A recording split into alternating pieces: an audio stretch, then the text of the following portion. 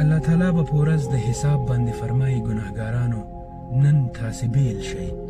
د آدم اولادونو آیا ما تاسې ته هدایت نه و کړی چې د شیطان به نه منئ؟ هغه ستاسې ښکاره دښمن دی او یوازې زما بندګي وکړئ. دغه سمه لار ده. خو سره له دې شیطان ستاسې څخه یوه لویه ډله ګمراه کړه. آیا تاسې نه پوهېدئ دا هماغه دوزخ ته چې تاسې ورڅخه ویرول کېدلی؟ کوم بد اعمال چې تاسې په دنیا کې کول د هغه په بدله کې اوس د ده د سوځېدو مواد شي. نن موږ د دوی خولې په مهرونو بندوو. د دوی لاسونه به له موږ سره خبرې وکړي او پښې به شاهدي ووایي چې دوی په دنیا کې څه کارونه کول.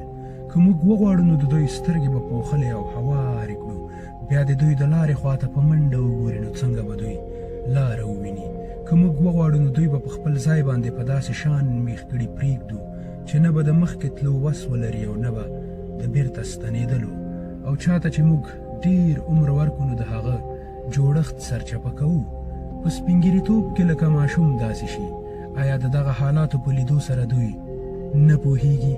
موږ دغه پیغمبر صلی الله علیه وسلم ته شعر نه ده ورزده کړی او نه شاعري له ده سره ښایي.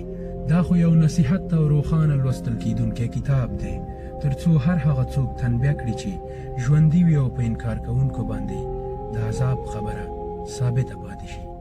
السلام علیکم.